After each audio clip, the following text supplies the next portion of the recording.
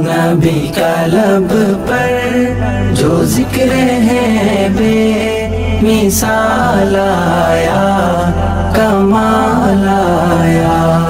नबी का लब पर जो जिक्र है बे मिसाल आया, कमाल आया। नबी का लब पर जो जिक्र है बे मिसाल आया, कमाल आया। जो हिजरत করছি ড্যাফোডিল বিশ্ববিদ্যালয় কর্তৃপক্ষের প্রতি, ড্যাফোডিল ইসলামিক সেন্টারের প্রতি এবং বিশেষভাবে ড্যাফোডিল ইউনিভার্সিটির যে সকল শিক্ষক শিক্ষার্থীদের অক্লান্ত পরিশ্রমে আজকের এই প্রোগ্রাম এই পর্যায়ে এসে পৌঁছেছে, অন্তরের অন্তঃস্থল থেকে গভীরভাবে কৃতজ্ঞতা নিবেদন করছি সেই সকল ব্যক্তিবর্গের প্রতি। আল্লাহ তাআলা তাদের সবাইকে উত্তম বিনিময় দান করুন। আমরা 2024-এ যেখানে দাঁড়িয়ে আছি, গোটা পৃথিবী আজ যেখানে দাঁড়িয়ে আছে, সেই জায়গায় থেকে যদি নবী করিম সাল্লাল্লাহু আলাইহি সাল্লামের সুন্নাহকে, তার জীবন দর্শনকে, তার জীবন আদর্শকে, তার কোনো জীবনের দিককে যদি আমরা কম্পেয়ার করি তাহলে সেটা ভুল হবে। কারণ আজকের পৃথিবীতে অনেক কিছু অনেক সহজ হয়েছে যেটা 1400 বছর আগের পৃথিবীতে ছিল না। আপনাকে ক্ষণিকের জন্য 1400 বরং 1450 বছর আগে ফিরে যেতে হবে, যে সেই বাস্তবতায় নবী করিম সাল্লাল্লাহু আলাইহি সাল্লাম যে কাজগুলো করেছেন সেটা আসলে কতটা সম্ভবপর ছিল, কতটা চ্যালেঞ্জিং ছিল, কতটা একজন মানুষের কল্পনার অতীত ছিল। এই জিনিসটি আমাদের নবী করিম সাল্লাল্লাহু আলাইহি সাল্লামের সিরাতের যে কোনো আলোকপাত করার আগে মাথায় রাখতে হবে যে আমরা আজকে 2024 সনের গল্প বলছি না, আমরা গল্প বলছি আজ থেকে 1500 বছর আগে। যেমন ধরুন জ্ঞানের কথা বলি, আমরা এখন জ্ঞান অর্জনের গুরুত্ব নিয়ে খুব বেশি ওয়াজ নসিহত লেকচার বক্তব্য দেওয়ার প্রয়োজন হয় না।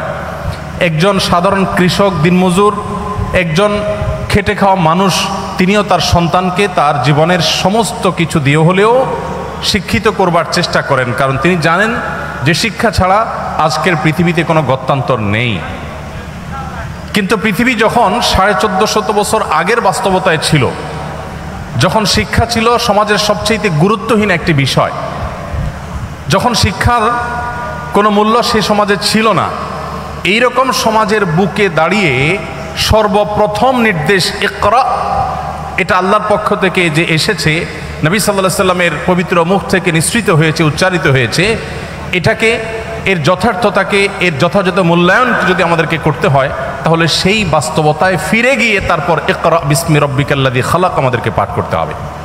সময়ত উপস্থিতি, প্রিয় নবী সাল্লাল্লাহু আলাইহি সাল্লামের লাইফস্টাইল বা তার জীবনযাপনের পদ্ধতি নিয়ে আমরা হয়তো খুব বেশি কথা বলতে পারবো না অল্প সময়ে।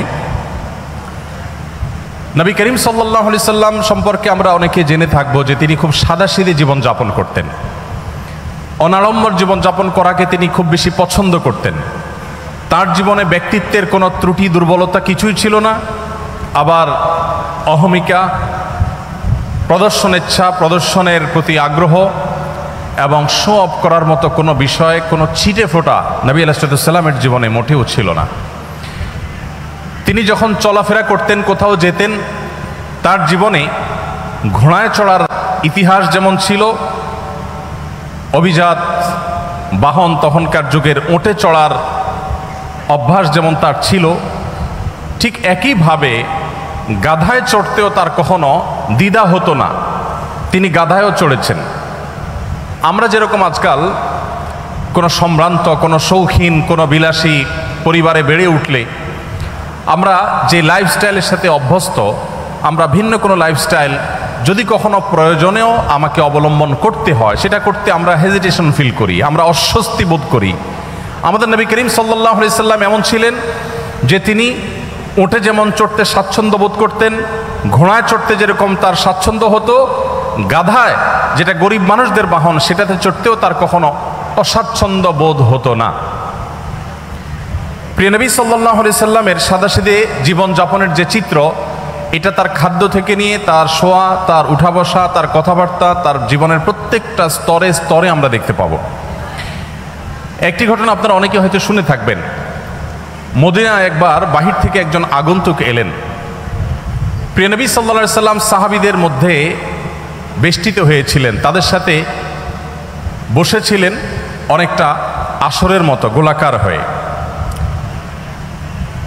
বাহির থেকে আসা লোকটি জিজ্ঞাসা করলেন, তিনি প্রথমে বের করার চেষ্টা করলেন যে যার কাছে আমি এসেছি, যিনি আল্লাহর নবী এবং রাসূল হিসাবে আবির্ভূত হয়েছেন, তার নাম মুহাম্মদ, লোকটি কে? সে আগন্তুক প্রথমে অনেক চেষ্টা করেও উপস্থিত লোকদের মধ্য থেকে মুহাম্মদ সাল্লাল্লাহু আলাইহি সাল্লাম কে সেটাকে তিনি বের করতে পারলেন না। তাকে কোনোভাবে যখন তিনি চিহ্নিত করতে পারলেন না, তখন লোকটি জিজ্ঞাসা করলেন, মান ফিকুম মুহাম্মদ। তিনি উপস্থিত লোকদেরকে বললেন যে তোমাদের মধ্যে মুহাম্মদ লোকটি কে আসলে? আমরা এবার আমাদের সমাজের বাস্তবতার সাথে একটু মিলাই যে আমাদের সমাজে কোনো নেতা, কোনো অনুসরণীয় ব্যক্তিত্ব, কোনো প্রভাবশালী, কোনো গুরুত্বপূর্ণ চেয়ারে বসা মানুষ, তিনি যদি তার অধীনস্থদের সাথে বসে থাকেন অথবা অধীনস্থদের সাথে নিয়ে রাস্তায় চলাফেরা করেন, তাহলে তার বডি ল্যাঙ্গুয়েজ, তার চলাফেরার স্টাইল, তার পোশাক, তার গেট আপ, তার চেয়ার, তার কথা বলার ধরন, এগুলো দেখে তাকে অন্যদের থেকে আলাদা করতে, কে নেতা আর কে অনুসারী, এটা আলাদা করতে কি আমাদের আজকের বাস্তবতায় কোনো কষ্ট হয় বা হবে? কোনো রাজনৈতিক নেতার কথা বলেন, কোনো গুরুত্বপূর্ণ পদে থাকা মানুষের কথা বলেন, তার লাইফস্টাইল, তার গেট আপ, তার কথাবার্তা, তার পোশাক আশাক, তার উঠা বসা, তার হাবভাব দেখেই যে কেউ ধরে নিতে পারবে যে উনি নেতা আর তারা অনুসারী। প্রিয় নবী সাল্লাল্লাহু আলাইহি সাল্লাম এতটা সাদামাঠা জীবন যাপন করতেন, এতটা বিনয়ী থাকতেন যে সাহাবীদের সঙ্গে যখন তিনি বসে থাকতেন, বাহির থেকে আসা মানুষ আলাদা করে তার নাম জিজ্ঞেস করে তাকে বের করতে হতো। তার বসার মধ্যে বিনয়ের ভাবটা কতটা থাকলে এভাবে তিনি সর্বস্তরের সাহাবীদের সাথে পানির সাথে যেরকম দুধ মিশে যায়, তিনি সেরকম নিজেকে মিশিয়ে ফেলতেন। প্রিয় ভাইরা আমার, আমাদের সমাজে আজকাল ব্যক্তিত্বের নামে অহমিকার প্রদর্শনী হয়। আপনারা জানেন, অহংকারকে আমরা অনেকে মনে করি ব্যক্তিত্ব। প্রিয় নবী সাল্লাল্লাহু আলাইহি সাল্লামের ব্যক্তিত্বের যে চূড়ান্ত শেখরে তিনি উন্নীত ছিলেন, সেই ব্যক্তিত্বের অধিকারী পৃথিবীতে আরেকটা মানুষের জন্ম হবে না। আমরা তার ব্যক্তিত্ব নিয়ে যদি আলোকপাত করি, হয়তো অনেকগুলো দৃষ্টান্ত আমরা দেখাতে পারবো যে ব্যক্তিত্ব কতখানি ছিল, কতভাবে তার জীবনও ছিল, কিন্তু তার সেই ব্যক্তিত্ব আজকের তথাকথিত ব্যক্তিত্বের মতো অহমিকা, অহংকার মিশ্রিত ব্যক্তিত্ব ছিল না। আজ আমরা আমাদের অধীনস্থদের অধিকারের ব্যাপারে অনেকে অনেক কথা বলি। আমরা শ্রমিকদের অধিকারের কথা বলি, আমরা গৃহকর্মীদের অধিকারের কথা বলি, আমরা অনেক দুর্বল মানুষদের অধিকার নিয়ে কথা বলি। আর প্রিয় নবী সাল্লাল্লাহু আলাইহি ওয়াসাল্লাম সে সমস্ত দুর্বল মানুষদের ব্যাপারে বলতেন, ইখওয়ানুকুম খাওয়ালুকুম, তোমাদের অধীনস্থ যে ভাই ব্রাদাররা আছে তারা তোমাদের ভাইয়ের মতো, অধীনস্থ মানুষগুলো যারা আছে তারা তোমাদের ভাইয়ের মতো। আল্লাহ তাআলা জাআলাহুমুল্লাহু তাহতা আইদিকুম, আল্লাহ তাআলা তাদেরকে তোমাদের অধীনস্থ করে দিয়েছেন। অতএব তোমরা যা নিজেরা খাও তাদেরকে তা খাওয়াও, তোমরা যা পরিধান করো তাদেরকে তা পরিধান করাও। আজও পৃথিবীতে এমন কোনো মানুষ হয়তো দেখা কঠিন হবে, এমন কোনো মানুষ হয়তো খুঁজে পাওয়া কঠিন হবে যে মানুষ তার অধীনস্থ কর্মী এবং তার গায়ের পোশাক একই রকমের হতে পছন্দ করে। নবী করিম সাল্লাল্লাহু আলাইহি সাল্লাম সেটা করতেন। অর্থাৎ তার বিনয় এবং তার ব্যক্তিত্ব, এই দুটির কোনোটির মধ্যে কখনো এরকম কোনো গ্যাপ থাকতো না যে সেখানে কোনো প্রকার অহমিকা প্রদর্শন হতে পারে, অহমিকা প্রবেশ করতে পারে। নবী করিম সাল্লাল্লাহু আলাইহি ওয়াসাল্লাম তিনি শুধুমাত্র সমাজের অভিজাত শ্রেণীর মানুষের সাথে বন্ধুতা করতেন না, আমাদের গুরুত্বপূর্ণ পদে থাকা মানুষগুলো, তাদের বন্ধুত্বের যে লেয়ার থাকে, শ্রেণী থাকে, সে মানুষগুলো থাকে সমাজের এলিট। একজন মন্ত্রী, একজন সংসদ সদস্য, একজন গুরুত্বপূর্ণ পদাধিকারী ব্যক্তি, তিনি তার বন্ধু বান্ধবের যে সার্কেল গড়ে তোলেন তারা তার ক্লাসের হয়ে থাকে। সাধারণত সমাজের যারা সাধারণ মানুষ থাকেন, এই মানুষগুলো এই তথাকথিত বড় বড় মানুষদের বন্ধু হওয়ার সুযোগ সাধারণত পায় না। মুহাম্মদ সাল্লাল্লাহু আলাইহি সাল্লাম সে মানুষ ছিলেন যে তার বন্ধুত্বের তালিকার মধ্যে যাদের নাম খুব জোরে সোরে চলে আসে তাদের মধ্যে একজন ছিলেন আবু যর গিফারী রাদিয়াল্লাহু তাআলা আনহু, যিনি নবী সাল্লাল্লাহু আলাইহি সাল্লামকে তার খলিল, তার ঘনিষ্ঠ বন্ধু, পরম বন্ধু হিসাবে যিনি পরিচয় দিতেন। আপনারা জানেন বেলাল হাবশী রাদিয়াল্লাহু তাআলা আনহু, যিনি বাহির থেকে এসেছেন। আরবের মানুষদের মধ্যে যে বাহিরের মানুষদের প্রতি এক ধরনের মানসিকতা তাদের আছে যে মানসিকতাটা সমালোচনাযোগ্য। বেশিরভাগ আরবের মানুষের মধ্যে সেই মানসিকতা আছে, আপনারা জানেন। তারা বাইরের মানুষদেরকে অনেকটা মানুষ মনেও করে না। এই রেসিজম তাদের মধ্যে খুব ভয়াবহ আকারে তখন ছিল। সেজন্য নবী করিম সাল্লাল্লাহু আলাইহি ওয়াসাল্লাম সেই ভেদাভেদ তুলে দিয়েছেন। এবং তিনি বেলাল হাবশী রাদিয়াল্লাহু তাআলা আনহু, যিনি ইথিওপিয়া থেকে এসেছেন, ইথিওপিয়া থেকে আসা একজন নিগ্রো সাহাবীকে পরম আপন করে নিয়েছেন তা নয়, বন্ধু করে নিয়েছেন তা নয়, তার মুয়াজ্জিন হিসাবে নিয়োগ দিয়েছেন। নবী সাল্লাল্লাহু আলাইহি ওয়াসাল্লামের পরে মসজিদে যার পদ সবচেয়ে গুরুত্বপূর্ণ, সেই ব্যক্তি একজন আজাদকৃত কৃতদাস, বাহির থেকে আসা মানুষ এবং গায়ের রং যার কালো। নবী করিম সাল্লাল্লাহু আলাইহি ওয়াসাল্লামের বন্ধুদের তালিকায় এরকম আরো অনেকে ছিলেন, যার দৃষ্টান্ত দিতে গেলে হয়তো অনেকের নাম আমরা আনতে পারবো। তার যে জীবন যাপনের পদ্ধতি ছিল, তার যে লাইফস্টাইল ছিল, সেখানে আমরা দেখতে পাই তিনি মুচকি হাসতেন, অট্টহাসি সাধারণত দিতেন না। ব্যক্তিত্বের পরিপন্থী হাসি তিনি কখনো দিতেন না। তবে আবার ভাবগাম্ভীর্যটা এত বেশি ছিল না, যার কারণে তিনি স্বাভাবিক যে হাসি, স্বাভাবিক যে হাস্যরস, স্বাভাবিক যে বিনোদন, এগুলো কোনোটির কোনো ঘাটতি তার মধ্যে ছিল না, বরং তিনি মুচকি হাসি দিতেন। এবং সাহাবীদের কেউ কোনো হাসির কথা বললে তিনি হাসতেন। আবার তিনিও এমন কথা বলতেন যেটাতে সাহাবীরা অনেক সময় হেসে ওঠেন, কিন্তু সে হাসিটা কখনো অট্টহাসি ছিল না, দৃষ্টিকটু হাসির পর্যায়ে ছিল না। নবী করিম সাল্লাল্লাহু আলাইহি সাল্লামের যে বাসা ছিল, সে বাসা ছিল এতটাই সাদাসিধে, এতটাই সাদামাঠা যে আম্মাজান আয়েশা রাদিয়াল্লাহু তাআলা একটা হাদিস সহিহ বুখারীতে বর্ণিত হয়েছে। তিনি বলেছেন যে আমরা যে ঘরে, আমাদের যে শোবার ঘর ছিল, সেটা এতটাই ছোট ছিল যে রাতে নবী করিম সাল্লাল্লাহু আলাইহি সাল্লাম যখন তাহাজ্জুদের জন্য দাঁড়িয়ে তাহাজ্জুদের নামাজ পড়তেন, তখন তিনি দাঁড়ানো অবস্থায় আমি পা লম্বা করে ঘুমোতে পারতাম, শুইতে পারতাম। যখন নবীজি সাল্লাল্লাহু আলাইহি সাল্লাম সেজদায় যেতেন বা বৈঠক করতেন, তখন জায়গাটা এত সংকীর্ণ হতো যে আমার হাঁটুকে আমি গুটিয়ে নিয়ে তারপর নবী সাল্লাল্লাহু আলাইহি সাল্লামকে সেজদার জায়গা করে দিতে হতো। প্রত্যেক রাকাতে এইভাবে আমার নবী সাল্লাল্লাহু আলাইহি সাল্লামকে জায়গা করে দিতে হতো। এত ছোট জায়গা ছিল আমাদের থাকার ঘর। অথচ নবী সাল্লাল্লাহু আলাইহি সাল্লাম তখন মদিনার রাষ্ট্রপ্রধান ছিলেন, তখন মদিনা রাষ্ট্র তার কর্তলগত। আমরা অনেকে কাব বিন আশরাফের বাড়িতে গিয়েছি, আমি গিয়েছি, যে কাব বিন আশরাফ নবী সাল্লাল্লাহু আলাইহি সাল্লামের প্রতি শত্রুতা লালন করত, বিদ্বেষ পোষণ করত, এবং তার শাস্তি তাকে পেতে হয়েছে। তার সে ঘরের ধ্বংসাবশেষ এখনো আছে মদিনায়। তার যে বাসা, সেটার যে চৌহদ্দি বিশাল বড় ছিল, যদিও বেশিরভাগ অংশই ধ্বংসপ্রাপ্ত হয়ে গেছে, কিন্তু তার সীমানাটা বোঝা যায়, কক্ষগুলো বোঝা যায়। যেখানে নবী সাল্লাল্লাহু আলাইহি সাল্লামের সমালোচক এবং তার প্রতি শত্রুতা বিদ্বেষ পোষণকারীদের ঘরের আয়তন ছিল বিশাল বড়, সেখানে মদিনা রাষ্ট্রের প্রধান থাকা অবস্থায় নবী করিম সাল্লাল্লাহু আলাইহি সাল্লামের বাসার অবস্থা ছিল এই। নবী করিম সাল্লাল্লাহু আলাইহি সাল্লামের বাসার মধ্যে মাঝে একটা, তিনি যে ঘরে থাকতেন সেখানে মাঝে একটা রশি জাতীয় কিছু ছিল, সেখানে কাপড় ঝুলিয়ে দিতেন। বাহির থেকে আসা কারোর সাথে পর্দার আড়ালে থেকে তিনি কথাবার্তা সারতেন এবং মিটিং সিটিং করতেন। নবী করিম সাল্লাল্লাহু আলাইহি ওয়াসাল্লাম তার জীবন যাপনের পদ্ধতির মধ্যে আমরা দেখতে পাই যে তিনি নিজের হাতে কাজ করা পছন্দ করতেন। হস্তশিল্প এবং নিজের হাতে উপার্জন করাটাকে তিনি সবচেয়ে বেশি প্রায়োরিটি দিতেন, এবং নিজের ছোটোখাটো ক্ষুদ্র কাজগুলো নিজে করা পছন্দ করতেন, ভালোবাসতেন, এবং পরিবারকে তাদের কাজে সহযোগিতা করতে তিনি পছন্দ করতেন। দাম্পত্য জীবনে যে স্বামী স্ত্রীর মধ্যে টুকটাক বোঝাপড়ার গরমিল হয়, নবী সাল্লাল্লাহু আলাইহি সাল্লামের জীবনেও এমনটি কম বেশি ঘটেছে। ছোট ছোট ইস্যু হলেও তার জীবনেও ঘটেছে। একবার একজন স্ত্রী উম্মুল মুমিনিন, তার বাসায় আরেকজন স্ত্রীর বাসা থেকে একটা বাটিতে করে নবী সাল্লাল্লাহু আলাইহি সাল্লামের জন্য খাবার এলো।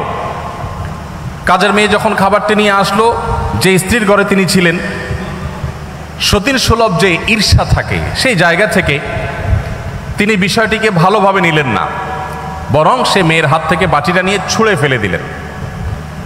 বাটি ভেঙে দুই টুকরা হয়ে গেল এবং খাবারগুলো সব নষ্ট হয়ে গেল। যিনি ছুঁড়ে ফেলে দিয়েছেন তার যুক্তি ছিল, আজ প্রিয় নবী সাল্লাল্লাহু আলাইহি সাল্লাম আমার ঘরে থাকবেন, আজকে আমার পালা। যিনি তরকারি পাঠিয়েছেন, খাবার পাঠিয়েছেন, তার ব্যাপারে তার ধারণা ছিল যে তোমার ঘরে যখন যাবে সেদিন তুমি খাওয়াবে, আজকে আমার পালার মধ্যে তুমি কেন খাবার পাঠাতে গেলে? আজকে তো আমি মন ভরে নবী সাল্লাল্লাহু আলাইহি সাল্লামকে খাবার খাওয়াবো, আপ্যায়ন করবো, আর আজকে তো আমার দিন। তো এই জায়গা থেকে তিনি ছুঁড়ে ফেলে দিলেন। নবী করিম সাল্লাল্লাহু আলাইহি সাল্লাম নিজে হাতে গিয়ে সেই ভেঙে যাওয়া বাটি কুড়িয়ে নিয়ে আসলেন।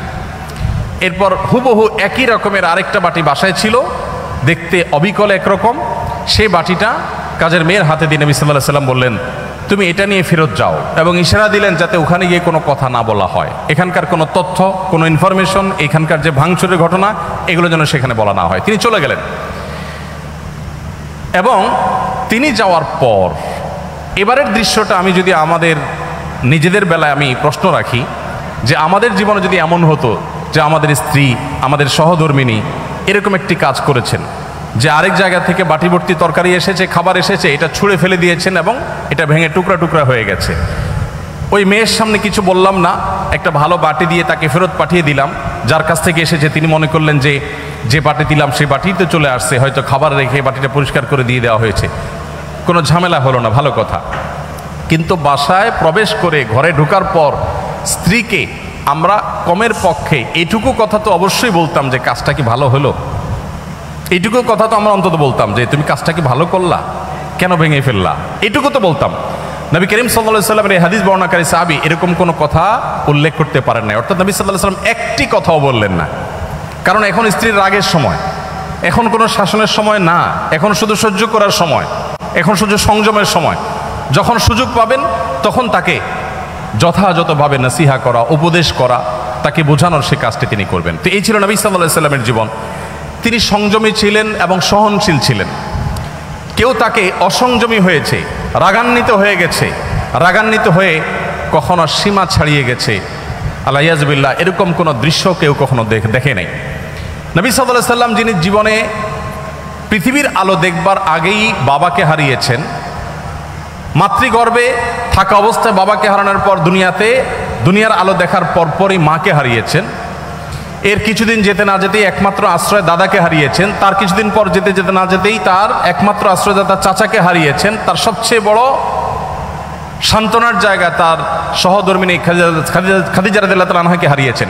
এতগুলো ঘটনা যখন একসাথে একাধারে ঘটলো, মাটির নিচের পাওয়ার নিচ থেকে মাটি একটার পর একটা যখন সরে যেতে লাগলো, এত বাধার পরও আমরা দেখি প্রিয় নবী সাল্লাল্লাহু আলাইহি ওয়াসাল্লাম এত বাধা বিপত্তি, মক্কাবাসীর শত্রুতা, এত কিছুর পরও জীবনে কখনো খেই হারিয়ে ফেলা বলতে যেটাকে বুঝি আমরা, মানুষ নিজের নিয়ন্ত্রণ হারিয়ে ফেলা বলতে যেটাকে বুঝি, এরকম কোনো দৃশ্য নবী সাল্লাল্লাহু আলাইহি ওয়াসাল্লামের সিরাতের, তার জীবনের কোনো অংশে কেউ, তার শত্রুরাও কেউ দেখাতে পারবে না যে তিনি রাগের চোটে কখনো খেই হারিয়ে ফেলেছেন, নিয়ন্ত্রণ হারিয়ে ফেলেছেন, কখনো রাগান্বিত হয়ে সরি বলতে হয়েছে তাকে, এরকম কোনো দৃশ্য তার জীবনে কখনো ঘটেনি। তবে যদি কখনো আল্লাহর কোনো বিধান পরিপন্থী কোনো কিছু হতো, আল্লাহর কোনো আইন, আল্লাহর কোনো বিধানের বিরুদ্ধে কেউ কথা বলতো, সেরকম পরিস্থিতিতে নবী করিম সাল্লাল্লাহু আলাইহি ওয়াসাল্লাম প্রচণ্ড রেগে যেতেন। কিন্তু তার সে রাগ, তার সেই ক্রোধ, সেটা কখনো তাকে খেই হারিয়ে ফেলার লেভেল পর্যন্ত নিত না। তার মুখ দিয়ে কখনো কটু কথা বের হতো না, তার থেকে কখনো অসৌজন্যমূলক আচরণ প্রকাশ পেত না। তিনি যখন রাগান্বিত হতেন তার চেহারা রক্তিম বর্ণের হয়ে যেত, লাল হয়ে যেত, আঙ্গুর যেরকম চিবালে রক্তিম লাল হয়ে যায়, নবী সাল্লাল্লাহু আলাইহি ওয়াসাল্লাম যখন রাগান্বিত হতেন, বিশেষ করে যখন আল্লাহর কোনো বিধান লঙ্ঘন হতে দেখতেন, তখন তার চেহারা মোবারক লাল হয়ে যেত। প্রিয় নবী সাল্লাল্লাহু আলাইহি ওয়াসাল্লামের লাইফস্টাইলের দিকে তাকালে আমরা দেখতে পাই যে তিনি যখন খাবার গ্রহণ করতেন, তিনি কোনো খাদ্যের দোষ ধরতেন না। কোনো খাবার তার সামনে এলে পছন্দ হলে খেতেন, আর পছন্দ না হলে তিনি রেখে দিতেন, কখনো দোষ ধরতেন না। কানা নবী সাল্লাল্লাহু আলাইহি ওয়াসাল্লাম লা ইয়াইবু তাআমা কাত্তু, নবী সাল্লাল্লাহু আলাইহি ওয়াসাল্লাম কখনো কোনো খাবারের দোষ ধরতেন না। এই হাদিসের মধ্যে কত্তু একটা শব্দ এসেছে শামাইলে তিরমিজিতে, কত্তু মানে হলো কখনো, তার মানে তার জীবনে কখনো খাবারের দোষ ধরার ঘটনা ঘটেনি। আমরা অনেক মুসলমান আছি অনেক গুণে গুণান্বিত, আমি জানি না এরকম মুসলমান আমাদের সমাজে কয়জন আছেন। আমরা এখানে যারা আছি তারা কেউ বলতে পারবো কিনা যে আমার এই ক্ষুদ্র জীবনে, ফেলে আসা জীবনে আমি কখনো কোনো খাবারের দোষ ধরি নাই, আমার ভালো লাগছে তো খাইছি, আর না হলে নাই, খাবারের দোষ ধরেন নাই জীবনে কখনো? এরকম মানুষ এখানে আছেন? একজন আছি আমরা, থাকলে হাত তুলতে পারেন। একজন হাত তুলছেন, আপনি খাবারের দোষ কখনো ধরেন নাই? কিভাবে সম্ভব? খাবারের দোষ কখনো ধরেন নাই? লবণ কম হয়েছে, এর চেয়ে ভালো হইতে পারত, এরকম কখনো বলেন নাই? মাশাআল্লাহ, তো আপনি তো মহামানব। বসেন। দেখুন, এক এলাকায় একজন হুজুর ছিলেন, এলাকার প্রায় সব বাসায় হুজুরের দাওয়াত খাওয়া শেষ। কোনো মহিলা রান্না করে ওই হুজুরকে খাবার খাইয়ে কখনো শান্তিতে থাকতে পারতো না। প্রত্যেকটা দাওয়াতের পর ওই হুজুর একটা না একটা দোষ বাইর করতেন। হয় এখানে লবণ একটু কম হয়েছে, না হলে ওখানে হলুদটা একটু কম হয়েছে, কালারটা একটু ত্রুটি আছে, কোনো না কোনো দোষ তিনি ধরতেন। সে এলাকায় একজন শিক্ষিত পুত্রবধূ এলেন বাহির থেকে। আসার পর তিনি এই হুজুর সম্পর্কে যখন ধারণা পেলেন যে একজন হুজুর আছেন, এই হুজুরের কেউ খাইয়ে সন্তুষ্ট করতে পারেন না, উনি একটা না একটা দোষ ধরেন। যদিও হুজুর মানুষ দোষ ধরার কথা না, নবী সাল্লাল্লাহু আলাইহি ওয়াসাল্লাম সুন্নাহর খেলাফ। যাই হোক, এটা কতটা বাস্তব ঘটনা তাও জানি না, বাকি গল্প হিসাবে শিক্ষণীয় সেই হিসাবে বলা। তো পরে ওই শিক্ষিত পুত্রবধূ তিনি হুজুরের সমস্ত দোষগুলোর তালিকা করলেন যে উনি কোন কোন দোষ ধরেন সাধারণত। সবগুলোকে নোট করে এমনভাবে একটা রান্না তিনি দিলেন যে রান্নাতে হুজুরের দোষ ধরার কোনো ফাঁক রাখলেন না, সব পারফেক্ট রাখলেন। এরপর হুজুরকে দাওয়াত দিয়ে খাওয়ালেন। খাওয়ার পরে এবার পুরুষদের দিকে দিয়ে জিজ্ঞাসা করলেন, এবার হুজুরকে জিজ্ঞাসা করো আজকের খাবার কেমন হয়েছে, কমেন্ট করতে বলো। এখন বেচারা হুজুর দেখলেন যে আসলে কোনো কমেন্ট করার জায়গা নেই, তো এবার বললেন যে আসলে এত ভালো না, এত ভালো না। তো যে ভদ্রলোক বলেছেন যে আপনি কোনো দোষ ধরেন নাই কখনো, আমি জানি না যে আপনি এই টাইপের কোনো দোষ ধরেছেন কিনা কখনো। যাই হোক, তো আমাদের নবী করিম সাল্লাল্লাহু আলাইহি সাল্লাম সাধারণত কখনো খাবারের দোষ ধরতেন না, কারণ মেয়েরা কষ্ট করে রান্না বাড়া করেন। আমরা যদি একদিন এই দায়িত্বটা পালন করি তাহলে আমরা হাড়ে হাড়ে টের পাবো যে রান্না করা এটা কত মজার কাজ। সব ঘরেই পুরুষরা, অনেক পুরুষরাই বা বেশিরভাগ পুরুষরাই চেষ্টা করে মাঝে মধ্যে একটু শখ করে রান্না বাড়া করবেন। আমি একবার রান্না বাড়া করেছিলাম, আমার মনে আছে, তরকারি রান্না করেছিলাম যখন আমি সৌদি আরবে ছিলাম। আমার ফ্যামিলি আমার সাথে ছিল, মিসেস হসপিটালে ভর্তি ছিলেন, তো বাচ্চাদের জন্য আমার মনে আছে আলু এবং ডাল দিয়ে একটা তরকারি রান্না করেছিলাম। দুর্ভাগ্যের বিষয় যে সেই তরকারি আমি ছাড়া পরিবারের সদস্যদের কেউ খায়নি। বহুত ফজিলত বর্ণনা করলাম, বহুত বোঝানোর চেষ্টা করলাম, বাচ্চারা কেউ সেটা ছুঁয়েও দেখেনি, তারা জাস্ট উপহাস করে ছেড়ে দিয়েছে। অথচ সে আলু আর ডাল রান্না করতে যে পরিমাণ কষ্ট আমার গেছে, যে পরিমাণ ঘাম আমার ঝরেছে, যে পরিমাণ পেরেশানি আমার হয়েছে, সেটা আমি বলে তাদেরকে বোঝাতে পারতাম না। তো আমরা যারা কথায় কথায় খাবারের দোষ ধরি, আমাদের নবী সাল্লাল্লাহু আলাইহি ওয়াসাল্লামের এই সুন্নাত থেকে শিক্ষা নেওয়া উচিত যে মা বোনদের, আমাদের স্ত্রীদের, মহিলাদের খাবার যদি কখনো পছন্দ হয় আমরা খেলাম, আর অপছন্দ না হলে আমি খেতে চাচ্ছি না অপারগতা প্রকাশ করলাম, আমরা দোষ ধরবো না। কঠিন, কিন্তু এই কাজটা আমাদেরকে করতে হবে যদি আমাদেরকে আদর্শ মুসলমান হতে হয়। আল্লাহ আমাদের সবাইকে সেই তৌফিক দান করুন। তো নবী করিম সাল্লাল্লাহু আলাইহি ওয়াসাল্লাম তিনি খাবারের কখনো দোষ ধরতেন না, আর খাবার খুব কম পরিমাণে খেতেন। অনেক সুন্নত আমল করা যায়, এই সুন্নতের আমলটা অনেক কঠিন। খাবারের পরে মিষ্টি খাওয়া সুন্নত, এরকম একটা কথা আমাদের সমাজে প্রচলিত আছে, যদিও এর কোনো ভিত্তি নাই। আমরা নিজেদের প্রয়োজনে খাবারের পরে ডেজার্ট খেতে ভালো লাগে, সেজন্য আমরা হাদিস বানিয়ে নিয়েছি যে খাবারের পরে মিষ্টি খাওয়া সুন্নত। নবী করিম সাল্লাল্লাহু আলাইহি ওয়াসাল্লাম মিষ্টান্ন পছন্দ করতেন, মিষ্টি জাতীয় খাবার তিনি পছন্দ করতেন। এর মানে এই না যে যে কোনো খাবারের পরে আলাদা করে মিষ্টির জন্য তিনি ডেজার্টের অপশন রাখার জন্য বলতেন। আগে হতে পারে, পরে হতে পারে, মাঝে হতে পারে, মিষ্টি তিনি পছন্দ করতেন, সেটা ভিন্ন কথা। বাট খাবারের পরে মিষ্টি খেতে হবে আলাদা করে, এরকম কোনো কথা কোনো হাদিস দ্বারা প্রমাণিত হয় না। তো নবী করিম সাল্লাল্লাহু আলাইহি ওয়াসাল্লাম তিনি খাবার খেতেন পরিমাণে অনেক কম। আপনারা জানেন যে তার সুস্পষ্ট হাদিস রয়েছে, নির্দেশনা রয়েছে। তিনি বলেছেন আমাদের স্টমাককে 3 ভাগের 1 ভাগকে সলিড খাবার দিয়ে, আরেক ভাগকে পানীয় দিয়ে পরিপূর্ণ করতে, আরেক ভাগকে তিনি খালি রাখতে বলেছেন, এবং এটা আমাদের সুস্থ থাকতে সহায়ক ভূমিকা পালন করে। নবী সাল্লাল্লাহু আলাইহি ওয়াসাল্লামের এই সুন্নাহ লাইফস্টাইলের এই সুন্নার গুরুত্ব আজকাল আলহামদুলিল্লাহ ওয়াজ করে বোঝানোর প্রয়োজন হয় না, বরং এই সুন্নার গুরুত্ব আমাদের সমাজে অনেকেই খুব সুন্দরভাবে বুঝতে পারেন। দেখুন, নবী করিম সাল্লাল্লাহু আলাইহি ওয়াসাল্লাম তার এই সুন্নাহ এখন ডাক্তাররা আমাদেরকে বলেন যে পেট পুরে খাওয়া যাবে না, ওয়াটার ফাস্টিং করতে হবে, ইত্যাদি ইত্যাদি। তো তার এই সুন্নাহ লাইফস্টাইলের যে উপকারিতা আছে, স্বাস্থ্যগত উপকারিতা আছে, সেগুলো আমার মনে হয় না যে আর বলার কোনো অপেক্ষা রাখে। নবী করিম সাল্লাল্লাহু আলাইহি ওয়াসাল্লামের এই সুন্নাহটির আমল আমরা মুসলমানদের চাইতে দুঃখজনক হলেও সত্য অমুসলমানদের মধ্যে বেশি দেখি। আমরা মুসলমানরা যতটা উদরপূর্ণ করে খেতে পছন্দ করি, বিশেষ করে বাংলাদেশে মানুষ আমরা যতটা উদরপূর্ণ করে খেতে পছন্দ করি, পৃথিবীর অনেক উন্নত দেশ আছে, সে দেশের মানুষরা আমাদের মতো এইভাবে গলা পর্যন্ত খেতে সাধারণত পছন্দ করে না। নবী করিম সাল্লাল্লাহু আলাইহি সাল্লামের লাইফস্টাইলের মধ্যে আমরা দেখি, তার জীবনযাপনের পদ্ধতি দেখি যে তিনি এশার নামাজের পরপর শুয়ে যেতেন। কানান নবী সাল্লাল্লাহু আলাইহি সাল্লাম লা ইয়ানামু ক্বাবলাল মাগরিব ক্বাবলাল ইশা। নবী সাল্লাল্লাহু আলাইহি সাল্লাম এশার আগে ঘুমোতে অপছন্দ করতেন এবং এশার পরে কথাবার্তা বলাটাকে অপছন্দ করতেন। নাহার নবী সাল্লাল্লাহু আলাইহি সাল্লাম আনিস সামুরি বাদাল আয়েশা। আমাদের আয়েশা বলেছেন, এশার পরে জেগে থাকা, কথাবার্তা বলা, আড্ডা দেওয়া, এটা নবী সাল্লাল্লাহু আলাইহি সাল্লাম একেবারে অপছন্দ করতেন। আপনারা দেখবেন পৃথিবীর যে সমস্ত দেশগুলো এগিয়ে গেছে, যাদেরকে আমরা উন্নত বলি, সেরকম দেশগুলোর প্রায় সব দেশগুলোর একটা কমন কালচার হলো তারা দেখবেন রাতে সন্ধ্যার পরপর শুয়ে পড়ে এবং ভোরে তারা উঠে কাজে চলে যায়। আমি যে সমস্ত দেশে যাওয়ার সুযোগ হয়েছে তার সবগুলো দেশে আমি একই চিত্র দেখেছি, ভিন্ন কোনো চিত্র দেখি নাই। দুর্ভাগ্যজনক বিষয় যে আমরা বাংলাদেশ শুধু নয়, সমস্ত মুসলিম দেশগুলো, যতগুলো মুসলিম দেশে আমার যাওয়ার সুযোগ হয়েছে, সমস্ত মধ্যপ্রাচ্যের সব দেশগুলোতে প্রায় আমাদের লাইফস্টাইলটা হলো নবী সাল্লাল্লাহু আলাইহি সাল্লামের এই হাদিসের এবং এই সুন্নাহর সম্পূর্ণ ব্যতিক্রম বা উল্টো। রাত যত গভীর হয় আমাদের আড্ডা তত জমে। আপনি দেখবেন আমাদের দেশের কথা যদি বলি, টেলিভিশন চ্যানেলগুলোর সবচাইতে হট এবং সবচাইতে গুরুত্বপূর্ণ প্রোগ্রামগুলো সব থাকে রাত 9টা, 10টা, 11টা এই সময়টাতে, সবচাইতে পিক টাইম, যেটা আমাদের আসলে ঘুমের টাইম হওয়ার কথা ছিল। আমাদের ঢাকা শহর এমনি জ্যামের শহর। কেউ যদি ঢাকা শহরের জ্যামের একেবারে পিক আওয়ার দেখতে চায় তাহলে তাকে ঢাকা শহরে অফিস টাইমের শুরুর দিকে যেরকম দেখতে আসতে হবে, আবার সন্ধ্যার পর থেকে তাকে ঢাকা শহরে প্রবেশ করতে হবে, তাহলে সে জ্যামের পিক আওয়ার দেখতে পাবে। আপনি উন্নত অনেক দেশে গেলে দেখবেন যে সে সমস্ত দেশে সন্ধ্যার পর থেকে রাস্তাঘাট ফাঁকা হতে থাকে। রাত 9টা, 10টা হয়ে গেলে রাস্তাঘাটে কোনো গাড়ি খুঁজে পাওয়া যায় না, সবাই ঘুমিয়ে পড়ে। তো নবী সাল্লাল্লাহু আলাইহি সাল্লামের এই সুন্নাহকে তারা ফলো করেছেন, জেনে হোক না জেনে হোক, বুঝে হোক না বুঝে হোক, তার সুফল তারা পাচ্ছেন।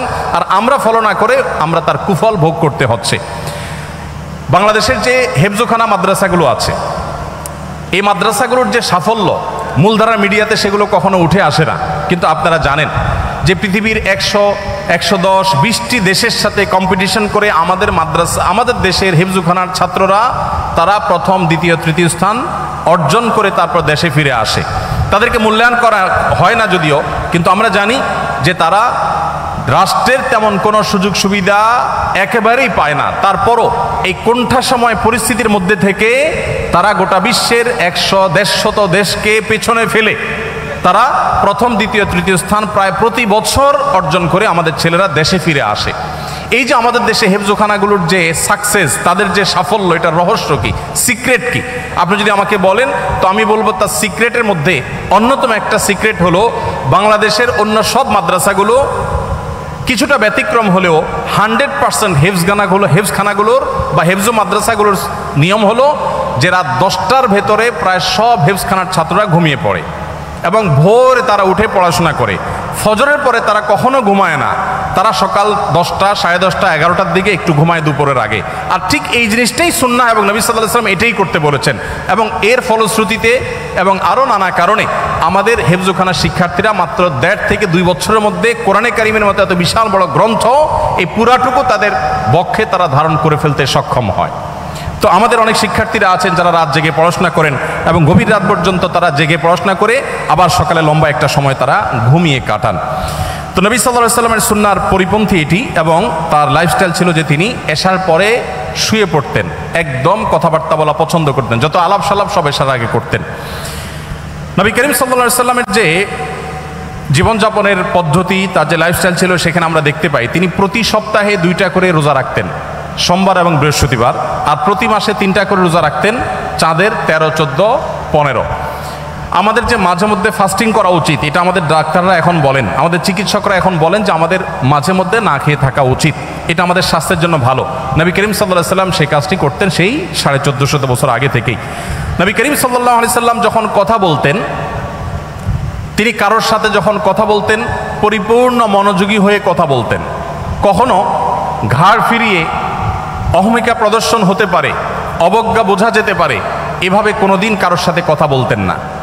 নবী করিম সাল্লাল্লাহু আলাইহি সাল্লামের সিরাতের একটি দিক আমরা হয়তো অনেকে ইতিপূর্বে নাও শুনে থাকতে পারি, তা হলো তিনি যেরকম পৃথিবীর ইতিহাসের সবচেয়ে শ্রেষ্ঠ বক্তা ছিলেন, তার বক্তব্য যেরকম সবচেয়ে সুন্দর ছিল সব দিক থেকে, তিনি কিন্তু পৃথিবীর সবচেয়ে শ্রেষ্ঠ শ্রোতাও ছিলেন। যখন তিনি কারোর সাথে কথা বলতেন বা কারোর কথা তিনি শুনতেন তখন পরিপূর্ণ মনোযোগ দিয়ে শুনতেন, ঘাড় ঘুরিয়ে কারোর কথা শুনতেন না, পরিপূর্ণ মনোযোগ দিয়ে শুনতেন। যখন কেউ কথা বলতো তিনি কথা বলে থামার আগ পর্যন্ত নবী সাল্লাল্লাহু আলাইহি সাল্লাম সাধারণত ইন্টারফেয়ার করতেন না। যখন কেউ তার সাথে হ্যান্ডশেক করতো, মুসাফা করতো, তখন তিনি নিজে থেকে হাতটা ছাড়াতেন না, বরং যিনি মুসাফা করেছেন তিনি ছাড়ানো পর্যন্ত অপেক্ষা করতেন।